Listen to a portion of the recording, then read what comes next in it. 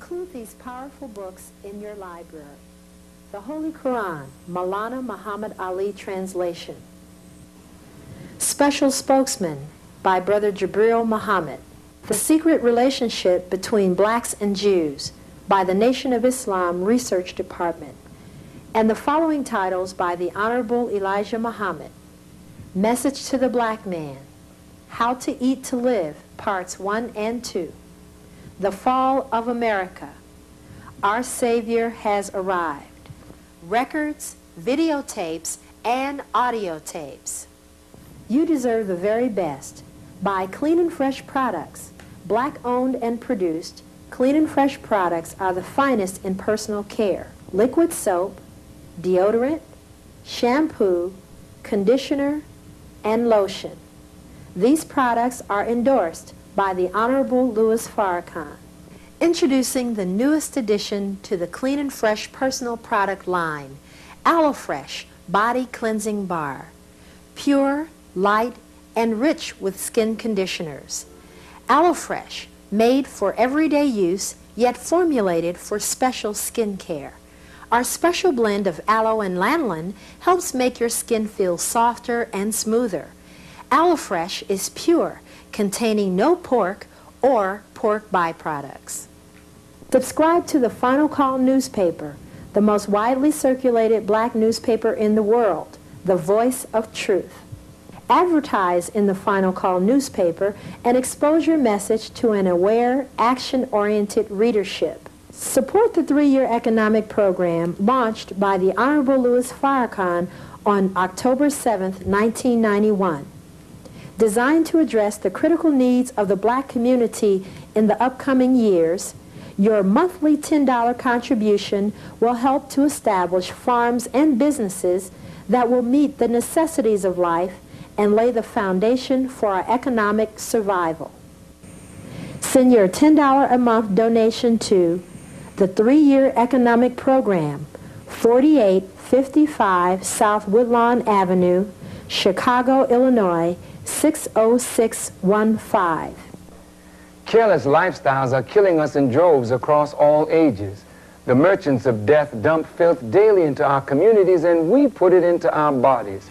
It is best to make the most of this life and empower ourselves through healthful living. Let me share my thoughts with you on this special video. Call now to order. Get Farrakhan's program for better health and the story behind his bout with cancer. To order, call now. 312-602-1230. That's what I'm talking about.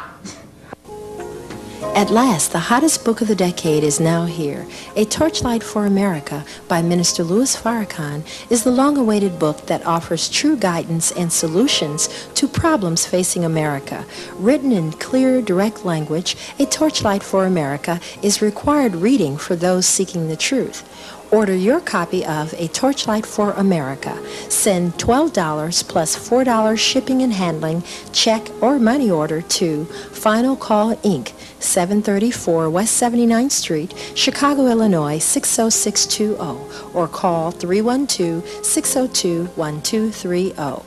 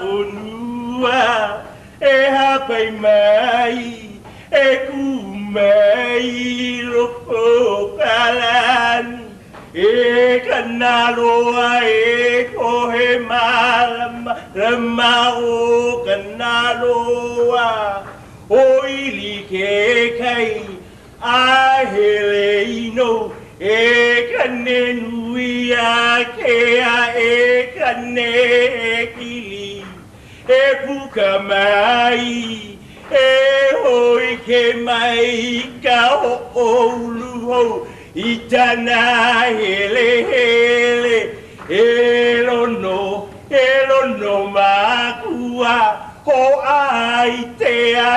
ena o pele e te ala no na kanaka e amako na lau o ke kumula au kukui e ho mai e kia i mai e alaka i mai tali poliko tapo i te alohi o kala i te tauma i te oli oli i utai kai ola i make i tahonua i talani ho e kukupu i nanatu o e kukupu i nanatu o e tutupu i nanatu luna i ta motu o te pai e nane e ho ala mai e aloha mai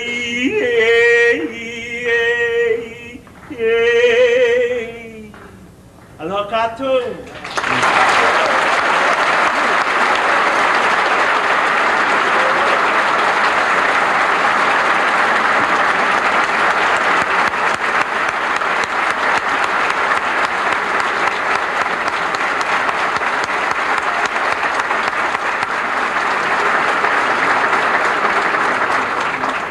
On behalf of Nakupa, Kuho One Enu'u, we'd like to welcome you, all the African Americans, our ohana, back to your homeland of Hawaii. Thank you.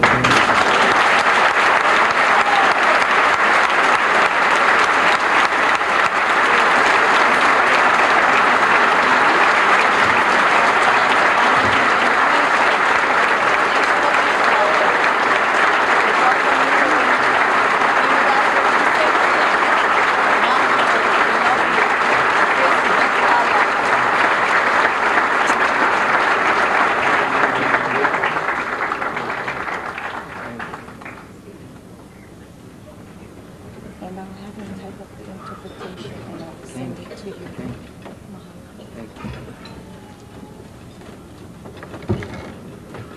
In the name of Allah, the Beneficent, the Merciful, the one God to whom all praise is due, the Lord of the worlds, the Creator of all things, the Revealer of all truth, the Sender of all prophets. To Him alone do I submit and seek refuge. We thank Allah for all of His prophets and sages that He sent in every part of this earth to bring light and guidance to the people. We thank Him for Moses and the Torah. We thank Him for Jesus and the Gospel. We thank Him for Muhammad and the Quran. But if I lived to be 1,000, I could never thank Him enough for raising up among us, the black people lost in the Western Hemisphere, a divine leader, teacher, and guide, whom I represent and whom I am a student of. And that is the messenger of Allah, the most honorable Elijah Muhammad. I greet all of you, my dear brothers and sisters, with the greeting words of peace. We say it in the Arabic language, Assalamu alaikum, but it means in English, peace be unto you. To Sister Rubina, Sister Jewel, distinguished dais, guests, members of the African American Association, and to our native brothers and sisters who have welcomed us to this beautiful island. Words are inadequate to express my gratitude and thanks for this precious gift of welcome. For it is this same spirit of welcome that the native peoples have always given to strangers who come. the native people gave that same welcome to those who came to the North American continent and to those who came to the islands of the Pacific, only to be deceived and to be misused and to have their lands taken and their dignity taken from them. But today we come on different terms. Today we come at the dawn of a movement of indigenous people all over the earth to reclaim their heritage and to reclaim that which was taken from us by artifice and by force. But I am grateful to Almighty God for this privilege of being in this beautiful, beautiful place called Hawaii, to meet with my brothers and sisters on such a beautiful occasion in honor of one of our great heroes and teachers and guides, Martin Luther King Jr. So I will accept this gift in deep humility and gratitude. And I hope that the words that God will inspire me to say to you this evening will come to you as a gift also. It is joy to me to be here. Although there has been much said of me and much written of me, much of which, if it were true, it would be difficult for me to face myself every day in the mirror. But I understand being evil spoken of when you come from a God of justice in a world of injustice.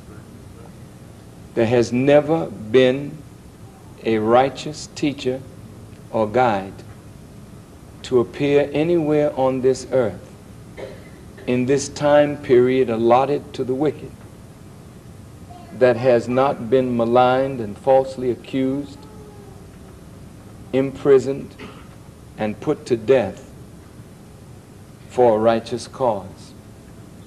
Righteous people suffer in a world such as this. But the scriptures of the New Testament, when Jesus was on the Mount and he made his famous Sermon on the Mount, he gave his disciples what is called the Beatitudes. And I wondered about that word beatitude. We know what an attitude is. Some people have a new attitude. Some people have the same old attitude. But Jesus was talking about a beatitude. And I didn't look up the word, to be very honest with you. But I know that an attitude is based upon an orientation of mind and a state of being, by Jesus using the word be in front of the word attitude. Then I believe he meant for his disciples to stay present in that state of mind. Let it not be a thing of the past, but let it always be present with you, this attitude. In one of the statements that he made, he said, "Blessed are ye when men shall revile you and persecute you and say all manner of evil against you falsely for my sake." They're not saying it for your sake. They're saying it in reality, he said, for my sake. But here's the attitude I want you to stay consistently in. Rejoice and be exceedingly glad. For great is your reward in heaven, for so did they, the wicked, the prophets which were before you.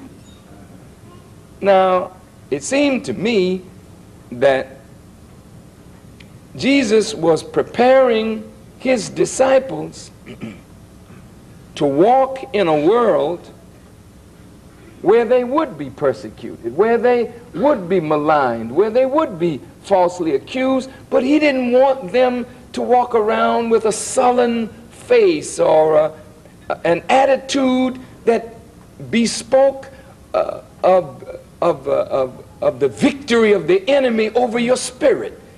He wanted us to rejoice, and not just rejoice, but be exceedingly glad, because when they persecute you and speak evil against you, you must be doing something right on the side of God. For God is not with a world of wickedness and injustice. So, to be the friend of the world is to be the enemy of God and the enemy of his people. So I'm not the friend of the world, so I don't expect them to write nice things about me. I don't expect them. I don't expect them to say good things about me. Because if they wrote good things and said good things, then I would be their man. But since I'm not their man, I don't care what they say about me. I am exceedingly glad. Exceedingly glad. For I am promised a great reward. And I know that I'm walking in the path of the prophets. The man that you came here tonight to honor, Martin Luther King Jr., was a man who was evil spoken of. The government of the United States did not like him. They loved him at first because he seemed to be the answer to Malcolm X, the answer to the Honorable Elijah Muhammad, the answer to the radical nationalistic movement of the 60s. And Martin Luther King, by saying he loved everybody and wanted us to take abuse from our enemies to overcome their hatred with love, that seemed to be the right message for the government to applaud.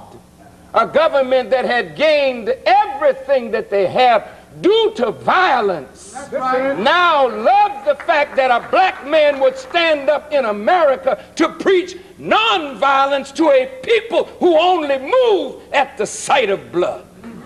They don't move by righteous indignation or righteous talk from people who have been abused. But when you kill and murder and blow up and act crazy, then they say, let's sit down and talk.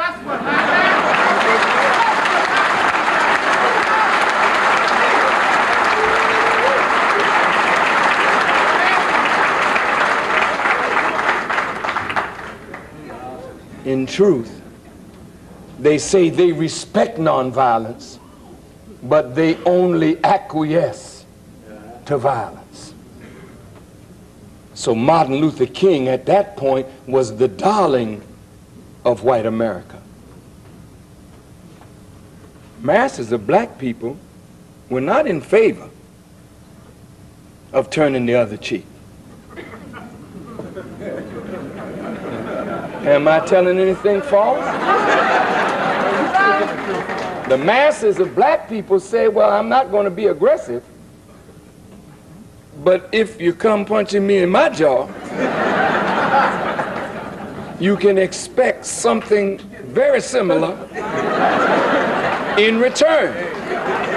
The masses of black people admired Dr. King, but they didn't follow Dr. King. Let's be honest now. The masses of black people didn't march with Dr. King. It was a certain group of black people that marched with Dr. King that suffered with Dr. King, and a certain group of white people who marched with Dr. King and suffered with Dr. King to bring about the quote-unquote gains. And I put that in quotes because since Martin Luther King's death or assassination,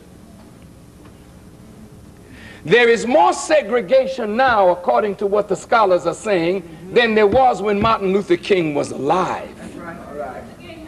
There's more polarization now than there was when Martin Luther King Jr. was alive. So the question that is asked is, what did he die for? If his dream was that little black boys and little white boys would walk together holding hands in brotherly love, then the dream is not reality. Because now the attitude of whites across the nation is hardening against black people.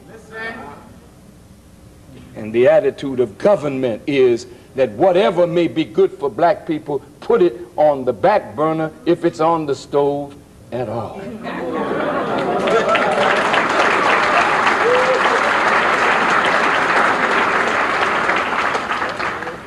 I honor Dr. Martin Luther King Jr., though I didn't agree with him. I am a student of the Honorable Elijah Muhammad and was taught in my early days by Malcolm X. And we were totally in opposition to what Martin Luther King stood for. I want to be very clear. I don't want to be hypocritical. I love Dr. King more now than I ever loved him. And I respect and honor him now more than I ever respected and honored him. Because as time passes, you grow, you mature. And the Bible says, Paul talking, when I was a child, I spake as a child. Because I understood as a child. I thought like a child. But when I became a man, he said, I put away childish things. So as a child, in the movement, my leader was Elijah Muhammad. I had no other leader to look to. I looked to Elijah Muhammad. So as a child, my daddy is bigger than your daddy. My daddy can beat your daddy too. So I couldn't see the value of Dr. King or the value of the movement that he led. But today, in maturity, I not only see the value of my leader and teacher, but I see the value of Dr. Martin Luther King Jr. and the value of the movement of the civil rights era. But I do not come tonight to be hypocritical. Because the same government that orchestrated the evil against Martin Luther King and the civil rights movement and the nationalist movement and the sovereignty movement and the movement of indigenous people around the world, that same government is still in power. Faces change, but the program has never changed. So we cannot be deceived by smiling faces and good sounding words that are never followed up with the right action. We must approach 1994 and the 21st century sober-minded, not drunk off of false hopes, but sober.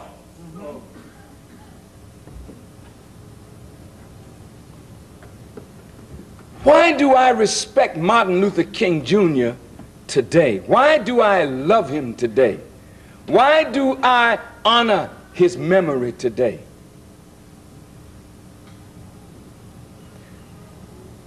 Martin Luther King Jr., to me, was a man more valuable to America than George Washington and the founding fathers.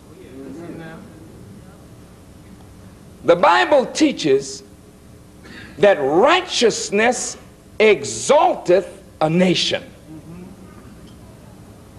Not more powerful bombs, fine technology and transportation and communication, fine universities.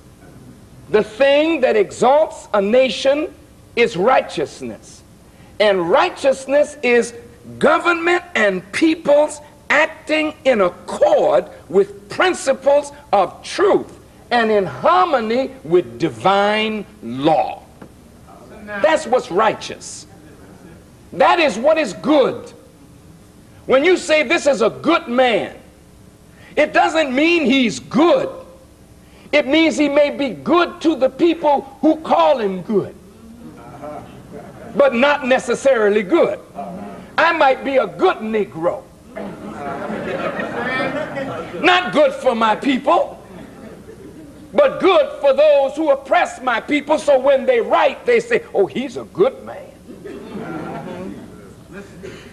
But good doesn't mean good to those in power. Good means acting in accord with that which is good by the standard of good. And government doesn't raise the standard of goodness. God establishes the standard of goodness. All right. Now, if God establishes the standard of good and righteousness, and God lays down his criteria, which is not just law to govern you and me, but law that governs the universe and all therein, then righteousness and justice are the same words. When you have justice, you have righteousness. When you have justice and righteousness, you have the basis for peace and harmony and universal brotherhood. When you have injustice, you promote hatred, evil, and the factionalization of human beings and the destruction of the principles of universal brotherhood. So every prophet of God taught good, but the world has rejected the criterion of goodness. So today, when government says you're good, what does that mean? You give money to a political a party, or you support a political candidate of your choice, and you become an outstanding member of the community because of your money. That means good to some people, but that doesn't mean that you are in fact a good person by the true standard that you measure goodness. America is great, but America is not good. Because if America were good, there would be no need for a sovereignty movement. There would be no need for a civil rights movement. There would be no need for human rights movement if America were in fact good. Y'all all right? Yes, sir. Go ahead. I want to help you digest your good meal.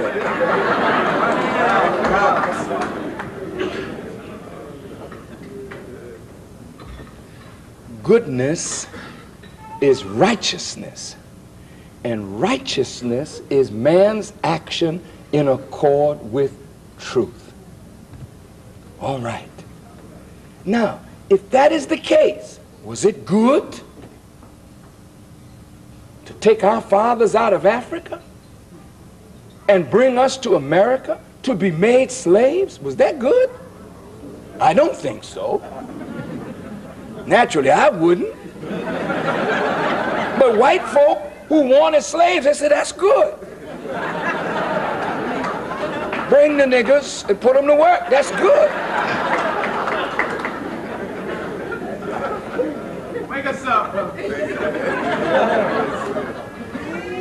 Was it good to take from a people their name, their language, their culture, their religion, their God, and remove from them psychologically all remembrance of their origin in this world? That is not good. Is it good? But if you're a slave master and a slave maker and you want a perpetual slave, that evidently was good for them, because that's exactly what they did, and they said that's good. But when God created the heavens and the earth, he created light out of darkness and said, this is good. And it was good. But when the enemies took us and made us into this kind of people that we have become, they said that was good, but it wasn't good for us. And so America was based on an injustice to the indigenous people, the Native Americans, and based on an injustice to us as descendants of Africa. Is that true? Yes, sir. And when the founding fathers had their vision of America, they never visioned blacks and Hispanics and Native Americans and Arabs and Asians becoming citizens. Never. This was a country by the people. By what people?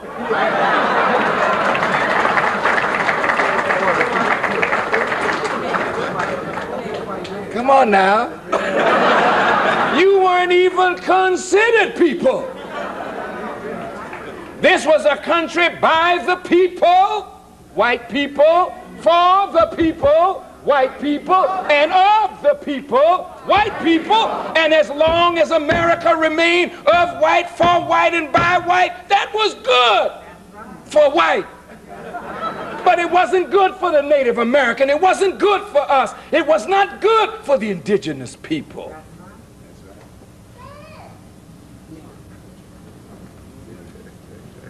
So they set up something that would ultimately have to come to an end. Because in a universe of justice and truth, good and justice must ultimately prevail, no matter how much evil looks like it's winning. Justice in the end always wins. Yes, sir. And the oppressed always go free. Yes. Listen. God has never sided with the oppressor. Never. He has never sided with the wicked. Never. He only gave the wicked a season to set up their standard of goodness over his. But he promised them that in the end he would remove them. All right now. So now I'm coming back to why I respect Dr. King. Yes.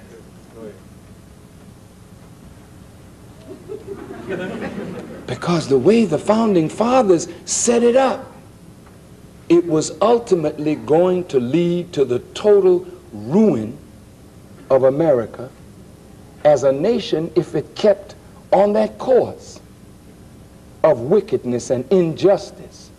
So all the good people who were black people that were good for white people. Come on, come on. Go ahead. That's right. Teach the truth. When have you read in history that Nat Turner was a good man? Come on, come on. When did you read in history that Denmark Vesey was a good man? Or that Geronimo or Sitting Bull were good men? Anybody that's good for their people is not good for the enemy of the people. All right now. So you got to determine who you want to be good for, or do you want to be good for nothing?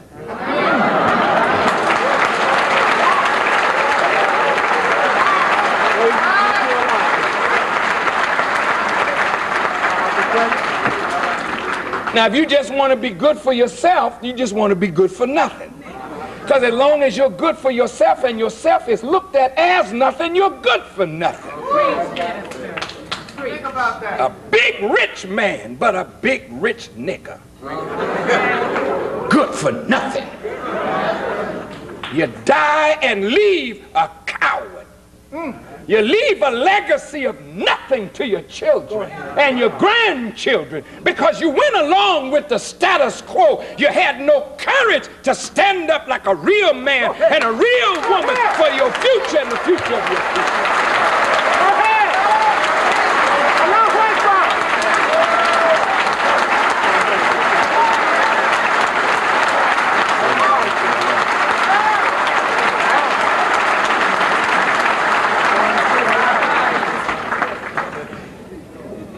Slaves always want to curry the favor of the master. Yes, sir. That's how you can tell it's a slave. Always. You know, dogs wag their tail Yeah. for the master when the master comes home. Plain teacher. May not wag the tail for a stranger that knocks at the door, but they wag their tail for the master. And they bite who the master says bite. It's a good dog.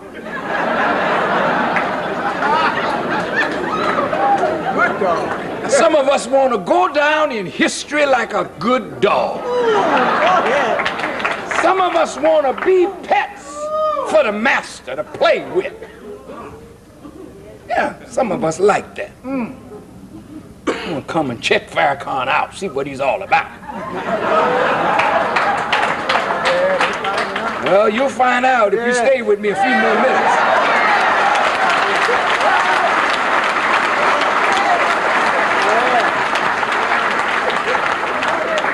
But you'll also find out a criterion to check yourself out and measure yourself up in the eyes of God. Are you good? And who you're good for? And are you good for nothing? It's easy to come here and honor Martin Luther King. He made his history. We know he's a good man. And we honor his goodness. That's why we're here. That's why you have a parade for him in a few days. You're honoring his goodness. But what made him good? Because he went beyond personal satisfaction at what he could get or do for himself and his family. But he risked his family. And he risked himself. Not just for your good and mine, but for the good of a nation that he loved more than George Washington loved it. Because if George Washington loved America, he would have founded America on principles of righteousness and justice, not just for white people, but for all human beings. Go ahead.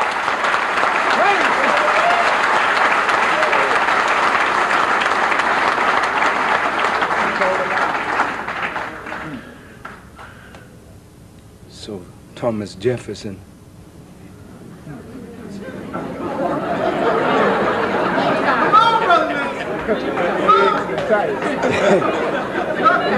Thomas Jefferson said, I tremble for my country when I reflect that God is just and that his justice cannot sleep forever. He trembled for America when he reflected. A reflection means you looking back at something after you've done something. Then you reflect on what you did. Tom Jefferson had slaves. Yes, that's why some of you are named Jefferson.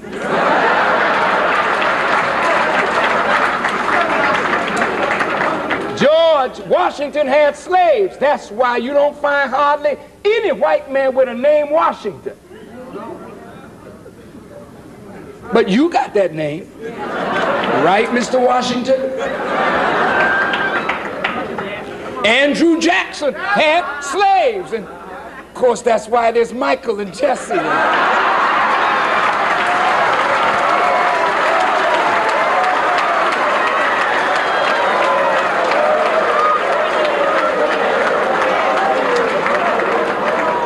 What's the problem? Main teacher.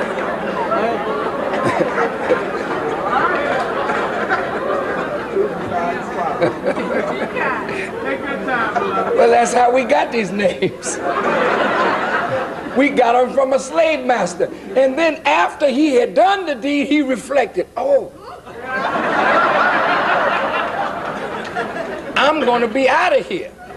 This is Tom talking. Not Uncle Tom, this is Thomas Jefferson. I'm going to be out of here. I've lived a beautiful life. I've had a good time. I had servants. I had slaves. I had foot warmers. They put slaves at the bottom of the bed to keep the bed warm. They had little girls that they could play with. They had little girls that they could deflower. They had concubines and whatnot. They lived deliciously, but when they were going out, they reflected.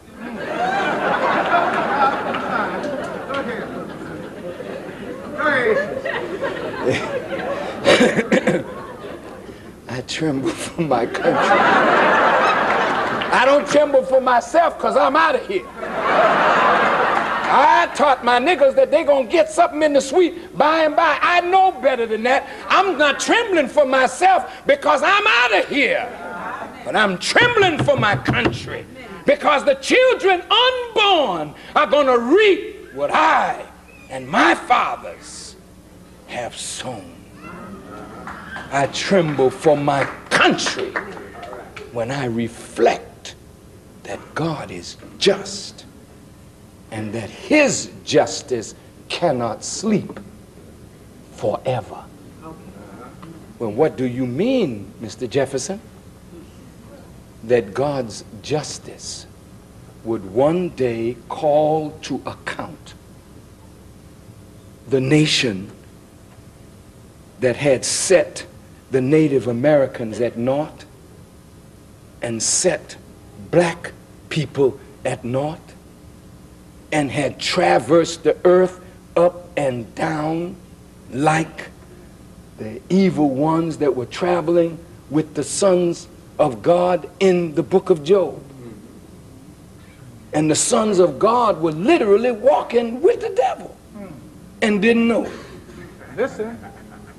Isn't that heavy? Yes, sir. Yeah. You don't know who you're walking with, do you? Don't know who you're sleeping with either.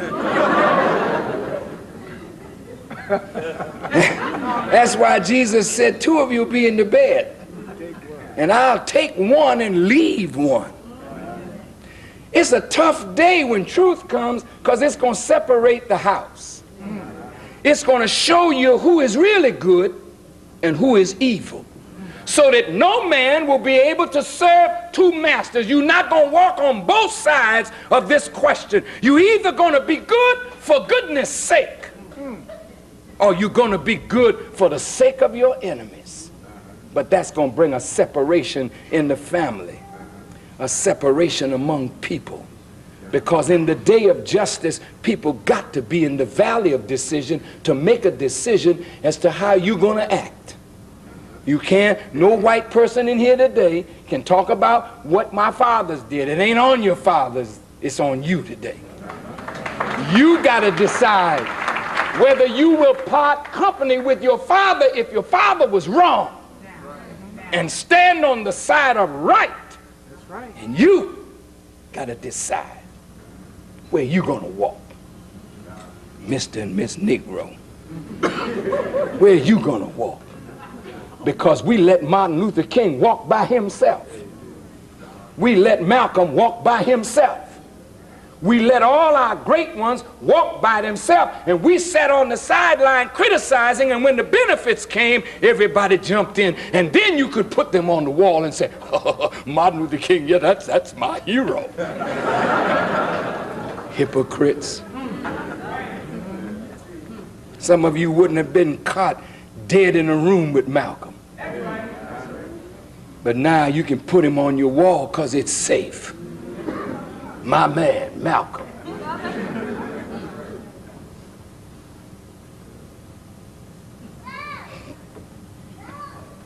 I'm a logical extension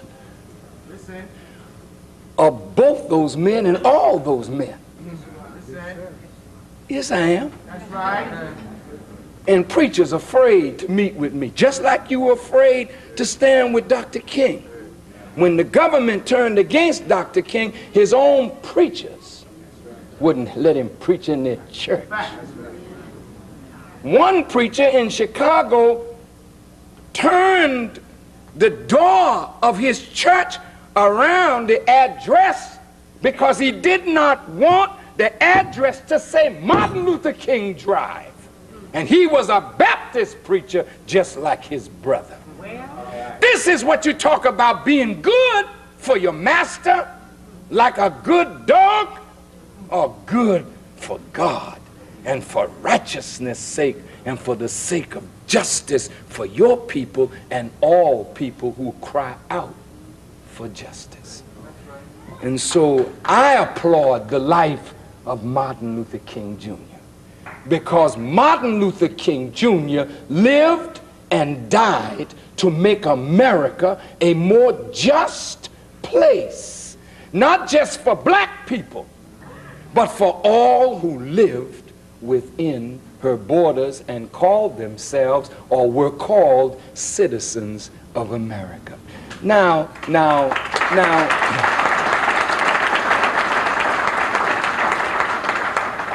when a man fights to make his country more just and is evil spoken of because of that, are you aware, and I know you are, of what the government did to Martin Luther King Jr.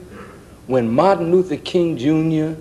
saw the government spending billions of dollars to prosecute a war in Vietnam, taking money away from poor people in America?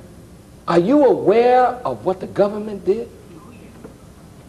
Are you aware that the Tonkin Gulf resolution that brought America fully into the Vietnam War was based on a lie that caused 500,000 American soldiers to be sent into Vietnam to die on the base of a lie?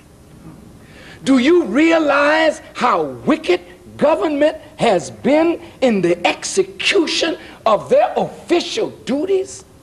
That Americans, black and white and brown, could be used as guinea pigs for this experiment or that experiment?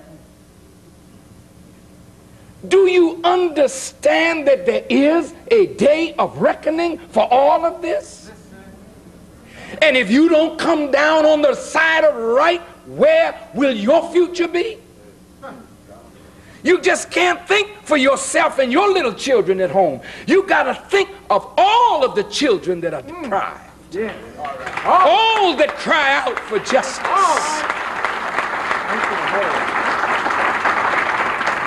You can't speak for your church. Well, I'm a Baptist, I only speak for the Baptists. And the Methodists are suffering?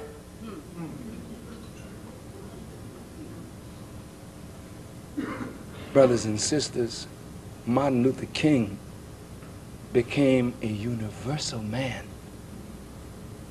with universal feelings for the hurt of all those who suffer. And that's what makes him great. He died, was assassinated, tired. He was implored by some, come and march with the garbage people of Memphis. Now think over the circumstance of his death. Lofty though the man was, Nobel Prize winner, he died fighting for the rights of garbage workers. And government plotted his death while they were sitting and talking with him. They bugged his rooms. They called him to Washington and told him, we have tapes of some of your quote-unquote indiscretion, and we will reveal it to your wife. Think about that. Hoover. No wonder they named a vacuum cleaner.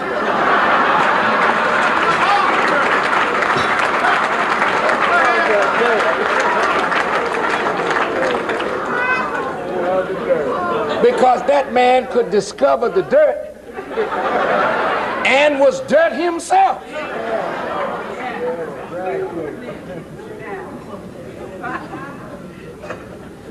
I don't wish to engage in slander. Yes, it is truth. But even truth used improperly is slanderous. The man is dead and he's gone. But he was a purveyor and a seeker of filth. And he maintained his power by knowing the evil of people and holding it over their heads. So when he went to Dr. King, who was a man of principle, he didn't say he was Jesus. He didn't run on a platform, hear me, follow me, I am the Christ. Did he? No, sir. No. And there's nobody in this room, starting with myself, that doesn't have something in our life that we are ashamed of.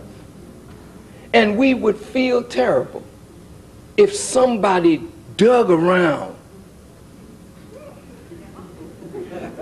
where we had left some dirt in a corner and came and showed the world our dirt.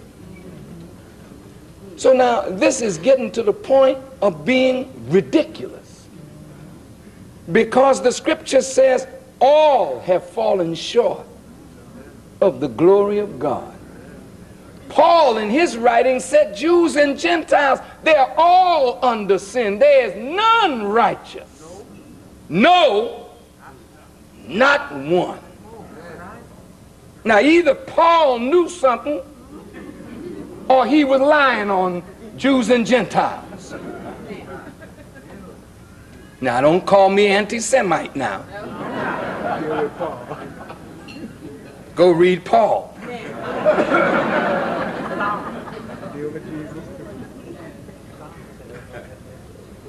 So to approach Martin Luther King and tell him we're going to expose you, then write letters to him, hoping that Martin Luther King would be weak enough to commit suicide, trying to force him to kill himself. This is government. And when Martin Luther King said, you do what you have to do, I'm going on and do what God bids me to do. And because Martin Luther King stood against the war in Vietnam, he lost friendship, didn't he? He lost some of those brothers who were close to him. He lost a lot of people that were with him when he was loving everybody. But when he became unpopular with government, he was no longer good. You see? So don't worry about labels. You could have gotten a better speaker for your Martin Luther King Day than that to Louis Farrakhan. No, they got a good speaker for their day. They got a good speaker.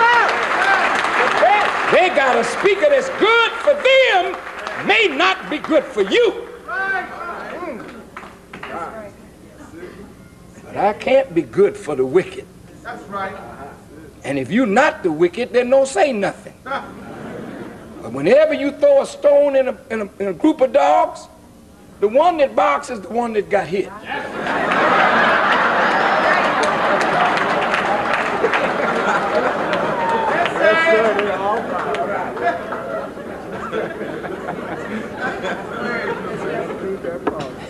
I want to be a good man. Yes, sir. But I want to be good for goodness sake, and good for righteousness sake, and good for the sake of justice. And if that means that I will be evil spoken of, and even my life plotted against, or that I may be falsely charged and imprisoned or put to death, then so be it. I am not as great as those that went before me. And so if that is my lot for being good, then I have chosen to be good.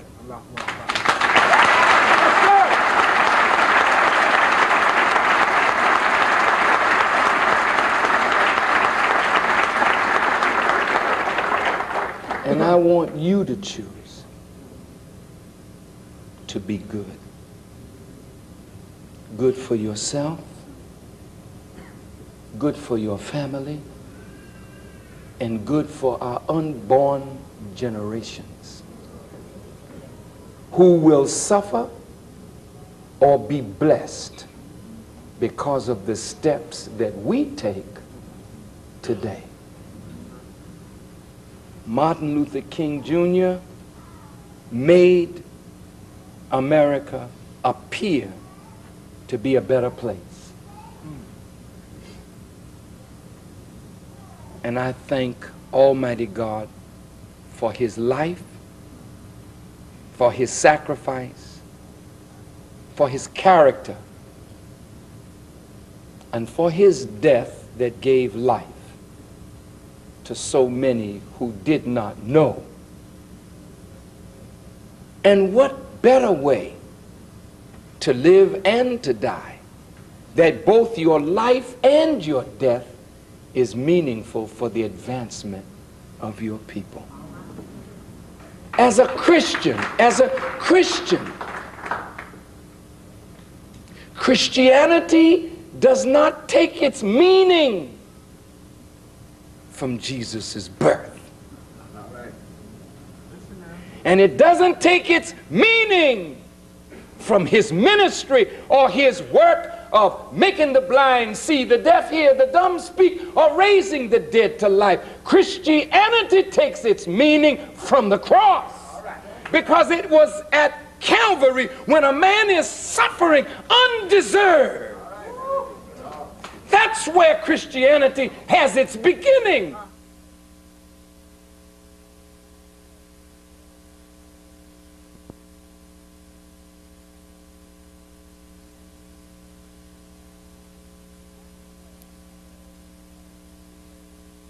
That's where Christianity has its beginning. Yes. Islam doesn't have its beginning from the birth of the Prophet Muhammad or from the work of the Prophet Muhammad in the beginning. It takes its beginning from the flight of Muhammad after a death plot on his life. Yes, so it's not your birth, it's not your ministry, but it is what you're willing to suffer for a righteous cause. Yes. That will make your name live in history. And if you want to go down as just some vile piece of dust that came up and went down, then continue a life of nothingness. Going to work every day, making $1, getting drunk on the weekend, looking at the football game and betting on who's gonna win. I got that. Keep up your foolishness. Dress up in the fine styles, both male and female. Put on your diamond rings and your fine fur coats, but you don't need it in Hawaii.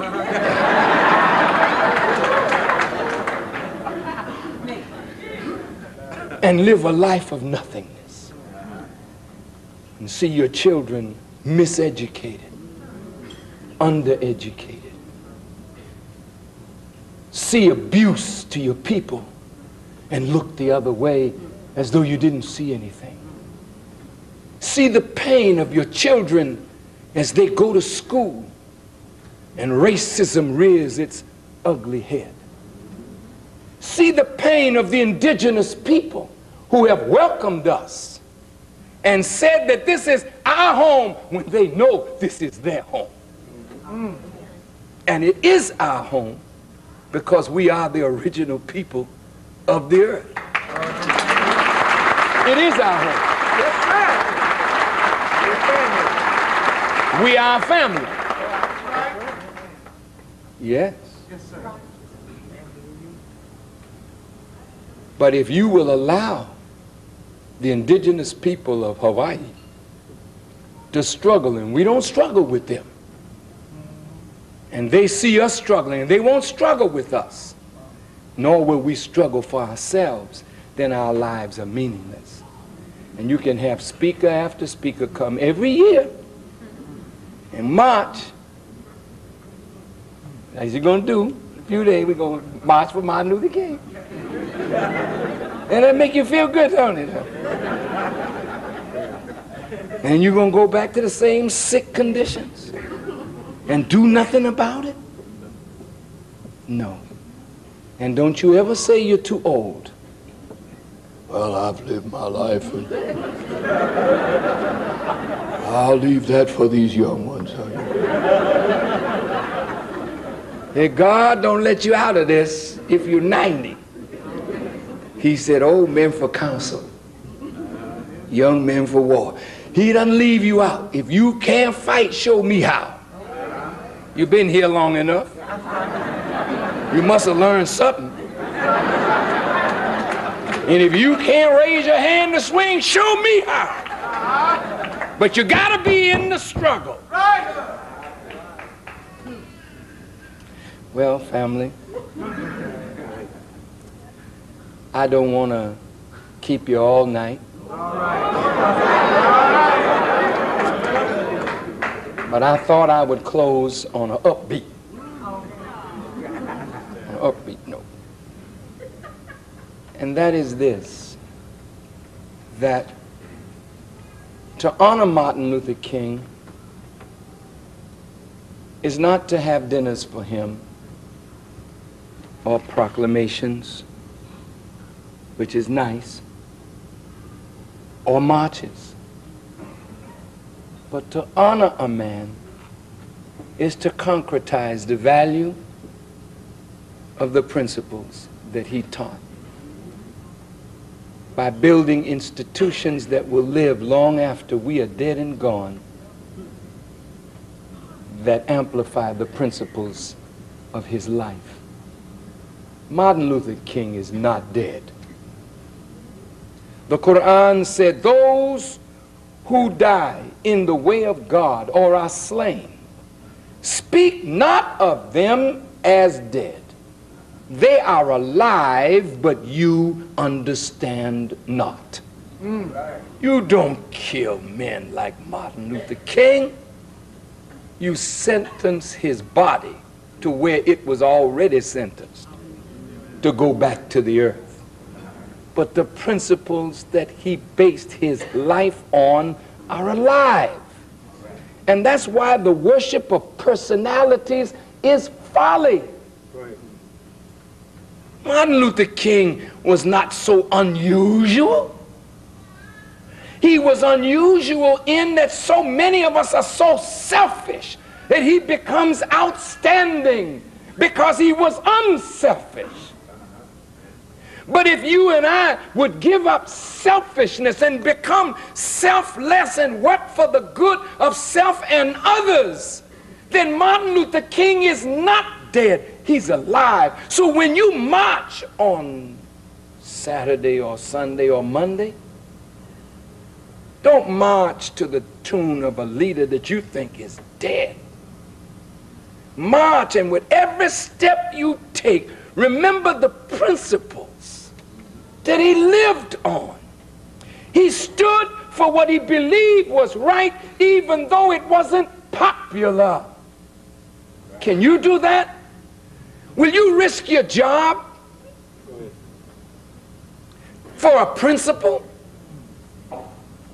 Will you risk your reputation for a principle? Would you like to be on the 6 o'clock news as an anti-Semite, a hater, a bigot, a man of despicable character? Would you like to be in that kind of shoe? I don't say I like it, but heck, I know I'm not that. And they don't faze me. They really don't. You can write about me all you want of evil. I mean, I really don't care. I love the way you spell my name. You find the ugliest picture, you get me in a pose, and that's on the front page tomorrow. Farrakhan, the evil rebel rouser.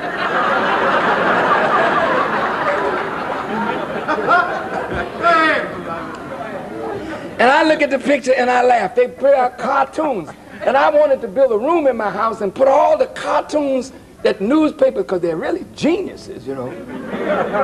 And I wanted to look at it some night and just sit down and laugh.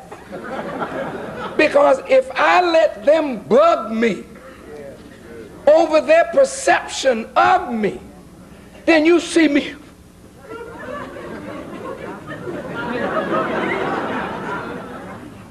But I'm a free black man. Yeah. You understand? Free! I'm a free black man. And I tell you, it's wonderful to be free. And when I say I'm free, I mean, I say what's on my mind. Yes, sir. And I don't care about consequences. If what I'm saying is right and truth, speak it, for the truth will set you free. And I'm free to do that. I don't have no boss to go to and ask, listen, I got a program and I'd like you to back me. That's why they couldn't allow Farrakhan to speak at the March on Washington. Because you organize march, you want somebody else to pay for it. That's your problem. We are like little children. That's why white folk call you boy and gal, and you never gonna be a man or a woman until you back up your own ideas with your own money and with your own blood.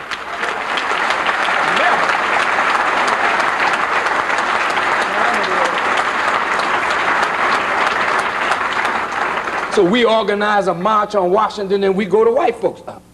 We're going to have a march, and it's going to be the 30th anniversary of Martin Luther King's famous I Has a Dream speech. I mean, I have a dream, pardon my bad English. Do you have a few dollars that you could put behind our march? And labor says, yes, I'll give you something. Other organizations say, yes, well, we'll give you some money. And then when you start setting up your list of speakers, they say, Pharaoh who? No, if you bring Farrakhan, we're pulling our money out. Well, that's the end of your march. And you're not free. We don't ask nobody, can we bring so-and-so to speak? Do we, brother? No, sir. We pay our way, don't we? Yes, sir. Why? Because I'm backed by the people. Yes, sir. And above all, I'm backed by God. Yes, sir. And that's most important. So yea, though I walk through the valley of the shadow of death, I fear no evil, because God is with me. And that's why I say to all of you, whatever you want to do of evil to me, come on. Do it. And I'll show you where real power is. It ain't with you. It's not with the press. It's not with the government. The real power was, is, and always will be with God. Yes, sir. And if you don't use God as a byword, talk God, but live a cowardly life, when God can send one man into the world and turn it all the way around or upside down, if you do it in his name, then what right do you have to be a cowardly people when God has shown you that you could never have come this far if God was not with you. Why don't you just act like men and women? And let's stand up from here on out and do the things that would make us respected, that we don't have to demand respect. We command it by the dignity of our bearing and the productivity of our lives. Nobody respects a beggar going to white folk with your knees on the ground and your hand held out, begging him for something. Living in paradise and don't own nothing.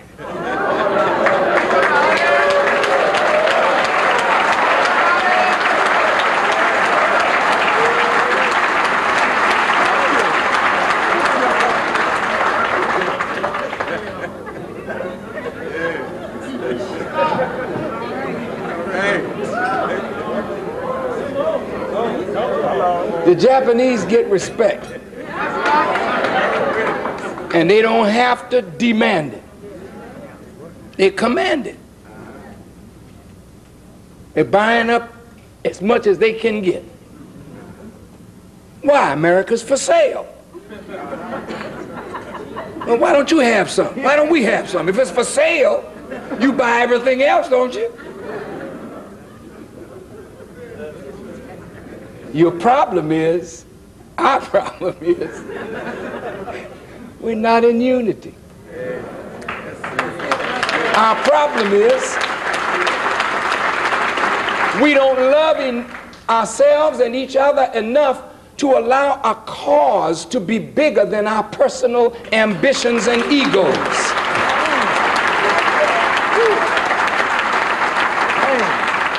The problem is that nobody wants to be the foot. Nobody wants to be the hands. Everybody got to be the head. And have you ever seen a head walking?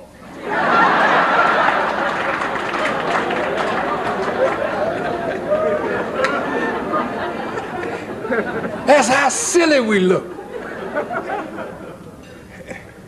White folk literally laugh at us. And I mean, if it weren't so painful, I would laugh too. Here's a people, meaning us, we command $300 billion each year. That's our purchasing power. And what did you purchase? You made chandeliers and Jack Daniels. Billionaires. The cosmetic industry, the clothes industry, the automobile industry. We have not, as a people, with 30 or 40 million of us said, okay, let's put $1 together in a common treasure. Because you don't trust nobody. I ain't putting my money in it.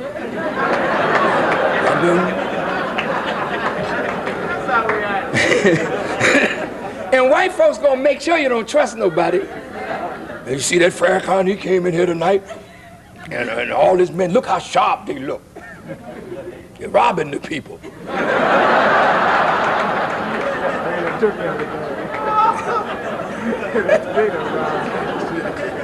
He came here tonight in a fleet of Cadillacs. He thieves, that's what's wrong with him. And you go for it. They show your leader in a nice home, see, they must be taking the money. Silly people. And you keeping Clinton in a White House that you won't even go and visit. See what your tax dollars are. Clinton shows up in a 747 that your money bought.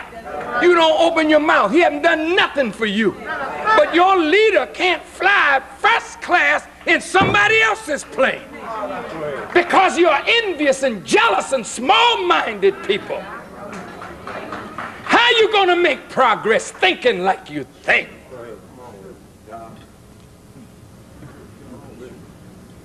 Hate yourself. You too black. Or that one's too light. That one's hair too nappy. This one's hair too curly. So some of you so glad to be in Hawaii.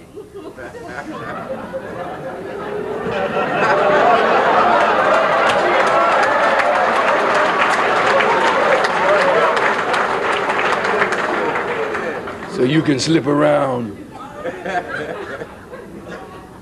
and put a layer around your neck and try to find you a woman or a man that will help straighten some of this stuff out.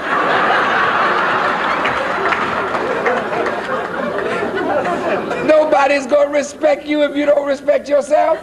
Nobody's going to love you if you don't love yourself. Why shouldn't you be proud and a dignified people among other indigenous people? Why must you be running after their women and leaving your women alone?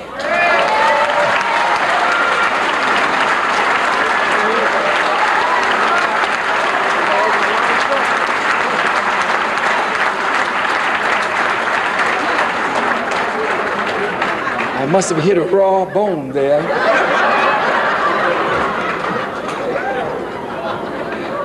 We just having a nice time.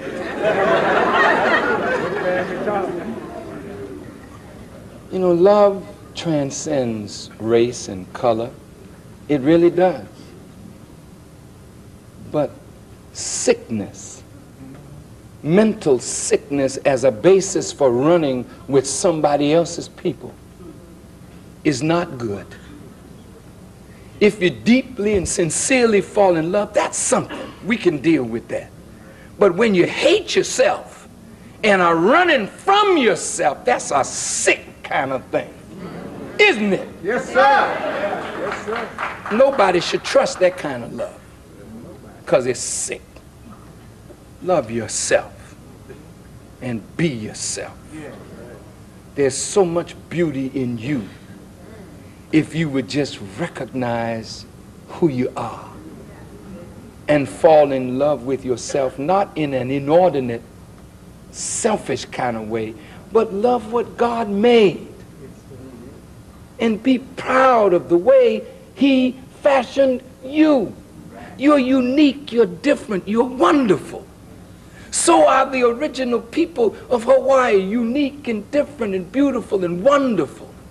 And if you can see them in their beauty and their wonderfulness, and they can see you, and you above all can see yourself in your uniqueness and your wonderfulness, and then across those lines love comes and marriage comes, then that's all right. But if you're just going to be sick,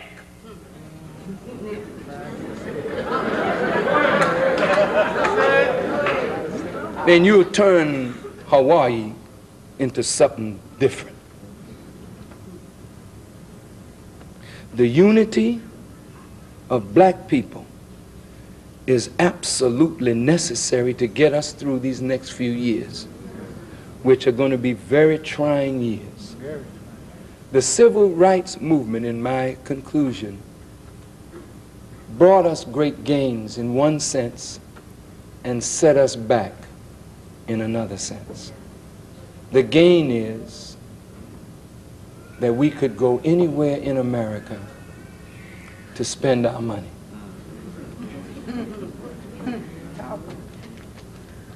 The loss is that when we couldn't go anywhere and everywhere to spend our money, we were forced to spend our money among ourselves. And as a result of that, in the South of the United States, we had our own bus companies, insurance companies, motels, hotels, restaurants, hospitals, small factories, farms. But the moment we could spend our money with others, we closed down our businesses. And as a result now, we are fast becoming a nation of consumers who produce nothing. And beloved family, you can march all day, but you will never get respect as a nation of consumers. We must become productive. Let me leave you with these thoughts. We have become so hateful today that we've turned in on ourselves. And now black people are being positioned to be wiped out. This is a very dignified and beautiful group of people tonight. But if you look at our people across this nation, the movies that are being shown portraying life in the inner cities is positioning all of us to be destroyed.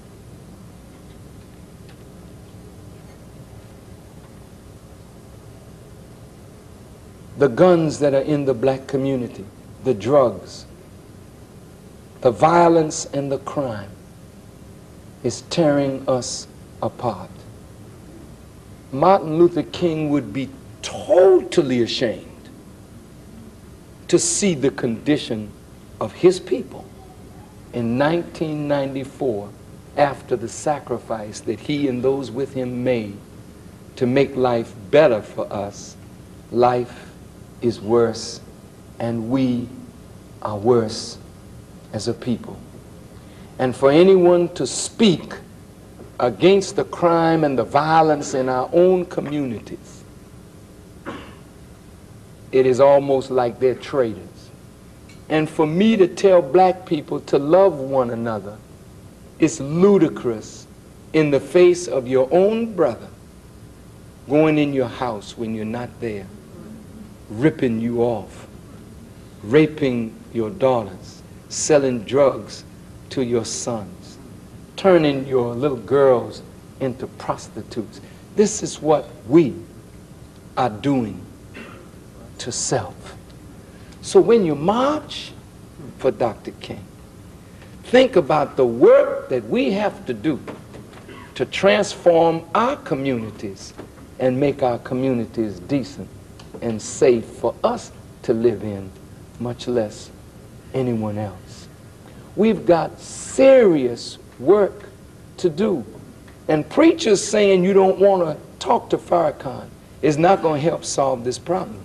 Because Farrakhan does, by the grace of God, have some answers. Yes, sir. If Farrakhan can speak to young people and help to transform their lives with the use of the very Bible you have in your hands and a Quran, then you don't need to be proud. Ask me, how do you do it? Or you don't have to ask me. I'll come and show you how. So we can do it all over America, transform the lives of our people and make our people productive. I would like to ask Brother Ankh, would you stand please? Sister Molka, would you stand please? And another brother, Vance, is he here? This sister and this brother and others tried to bring me here several years ago, as you may recall. They were not trying to put a game over on you. They were sincerely seeking to bring me to this island to introduce me to you and you to me. And some of them went through expenses, and some of them even were selling tickets to this event. And the war broke out with Iraq. And I thought that since war had broken out, and I'm not the best loved person in America, this wouldn't be a good time for me to come to Hawaii. So I, not they, canceled my agreement to come here because I did not think it was a wise thing for me to do with America prosecuting a war against my Muslim brothers and sisters in the Gulf. So naturally some expenses were born and money was put up. But these are not robbers, these are not thieves. These are not people who wished to hurt any of you. They really wanted to help to bring me here. And I'm very happy to see you tonight, my sister, and to let you know publicly from the depth of my heart that Brother Farrakhan never intended any insult or injury to you or brother or any of you that wanted to sponsor my appearance here. I love you for it, and I thank God, thank you, that you endured what you endured, because a lot of people felt bad, and a lot of evil words, I understand, may have been spoken against you all, but they are innocent. They are really innocent. And the expenses that some of you bore that night, I will tell you that whatever you spent, I will replace it so that no injury will come to you or to any who tried to bring me here during that time. Thank you.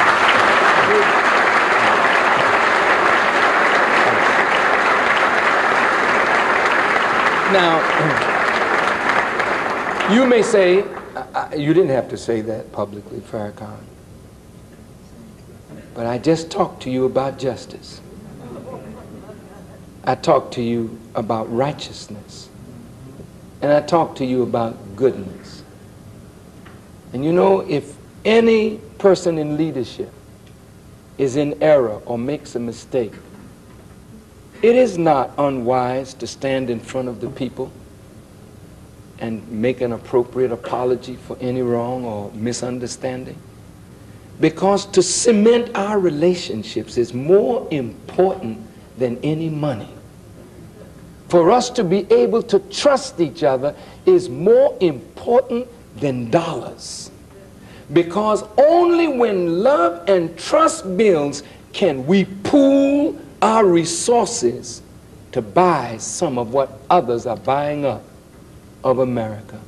If we're going to live in Hawaii, why shouldn't we own some of it? Yes, sir. Yes,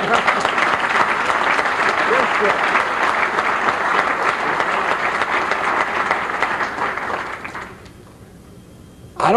I know we can't take it, you know what I mean? At least we're not in any position to do that. And for silly leaders to talk about it in a way that endangers you, it's not wise. You know, the Honorable Elijah Muhammad told me, don't ever speak ahead of your actual power to do. Because if you don't have the power to do something, don't have the mouth to say it, because then your mouth will get you in trouble. Usually, you should be able to back up whatever you say with action. Yeah, it's true. But there's another way to get what we want. Yes. Can I say that and leave it? There's another way. Look. Did you know, now this may hurt, I'm going to say, you know, there's a law called the law of use. You got arms, you got legs, you don't use them, what happens? Why? Why did you lose it? Because you didn't use it. These are muscles. The only way they can stay firm and serve you well, you have to exercise them. If you don't, they will atrophy on you. And before you know it, you will lose the power of your muscle. Why? Because you didn't use it. But did you know that land is the same?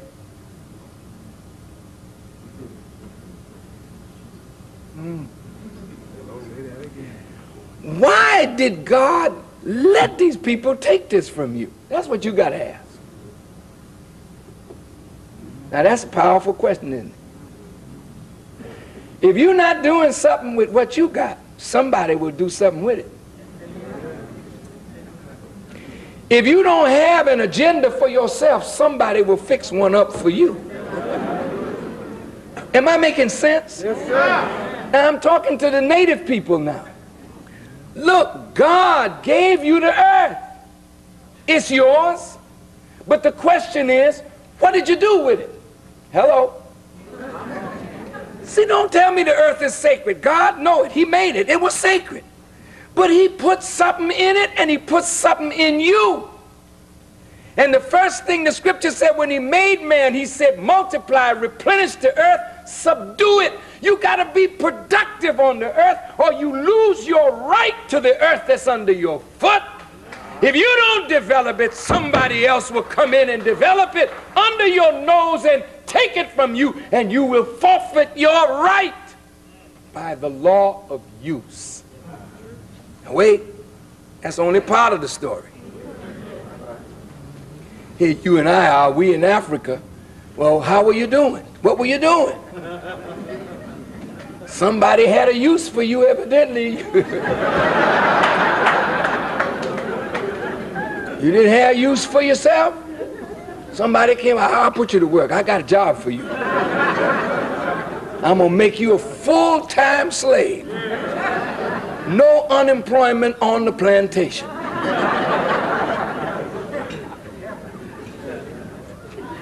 Now, it wasn't good. But God is not going to punish them. Listen to me carefully now. For taking something from you that you were not using yourself. And that's why they got it. But, and there is a but somewhere. The but is this.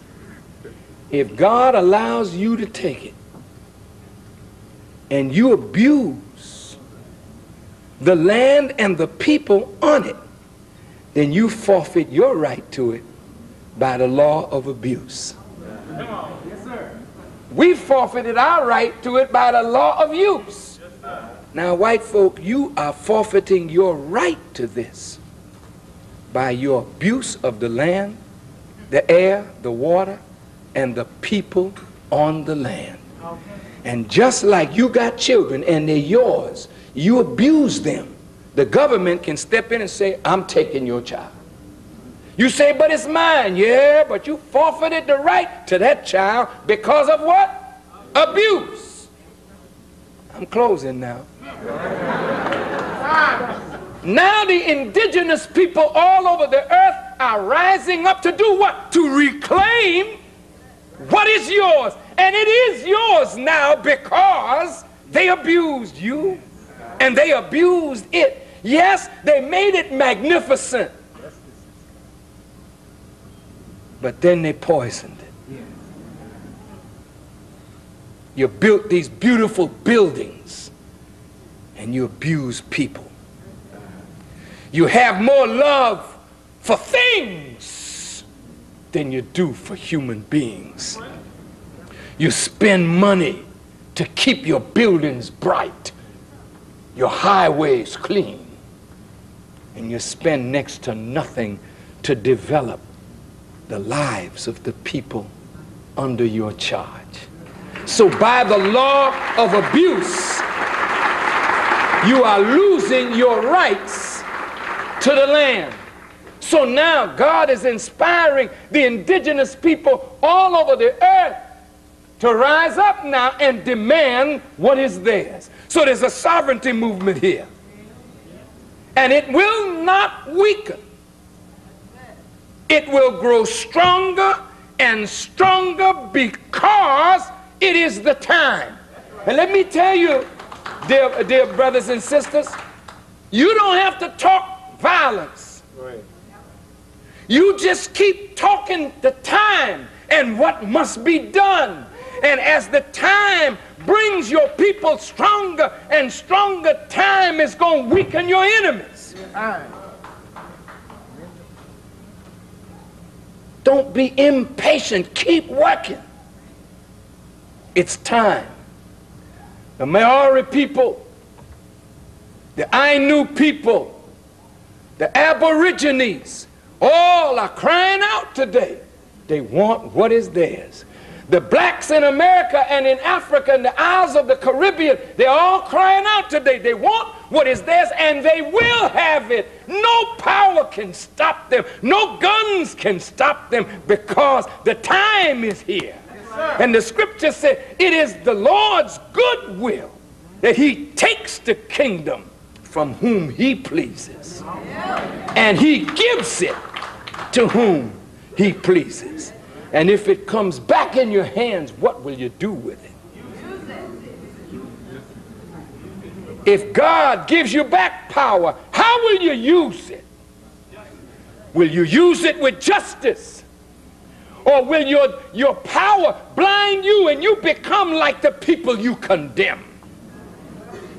Will you look as a black person, if you come to power, will you look on the native people and abuse them with your power? Or will you see justice? See, that's what makes Martin Luther King valuable to me. Yes. Because the brother seemed to be a just man who loved humanity. And you know what? I believe God has made my heart like that.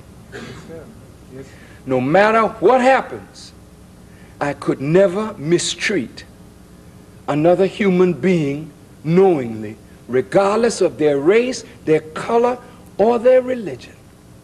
I have told my son when he was growing up, stand with your father as long as I'm right. Don't stand with me when I'm wrong. And I told my son, if the enemy comes and charges you and you are wrong, I will not take your side.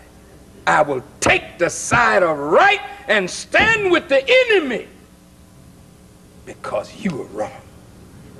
Justice don't know no color. Justice has a woman with a blindfold on her and a scale in her hand with the weight of truth and our actions in accord with truth. And if you really want to be just, you can't see a person's position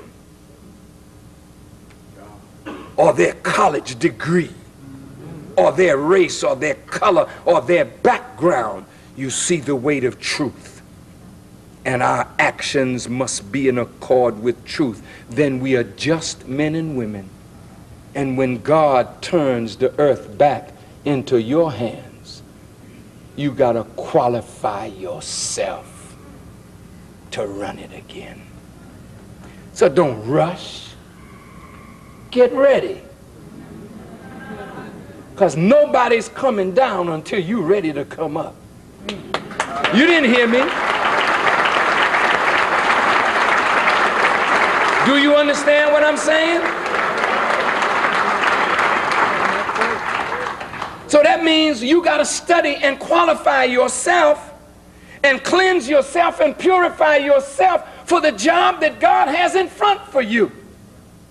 You can't be what he is and replace him. Otherwise, we'll just have an indigenous person in power, but the same old corrupt, unjust mind in the mind of one that looks just like us.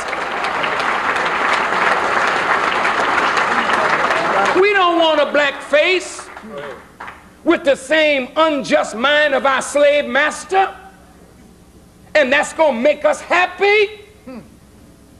It's better to have the slave master than to have a black man that's got the slave master's mind, because then you're more deceived because you think that's your brother when that's the white man masquerading inside your brother. So all of us got to be prepared for leadership. And you got to cleanse of this world. And that's why Paul said, be ye not conformed to this world, but be ye what? Transformed by what? The renewal of your minds. And that's your job. Get ready. A great day is coming. But you got to get ready. So when the day dawns, you don't say, oh man, I ain't got my stuff.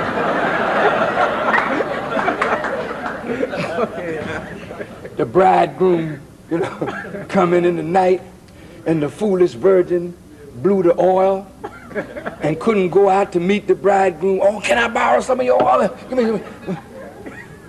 When the day comes, it's going to come in the twinkling of an eye, and you're not going to be ready. It's about, where's my dress? Where's my shoes? Where's my head? Get yourself together. And the more you work to rise in intelligence, the more the enemy will fall. Your rise brings about his fall. But talking about we going somewhere and going nowhere don't do nothing. But rising will pull apart the falling force. So rise up, all of you, to take your proper place in a new world order that will not be based on the color of your skin, but it will be based on the righteousness of our character. And so while you're working to build money, would you please, let's build some character right along with it? While you're working to get power, build character. Be honest, men and women. Be clean.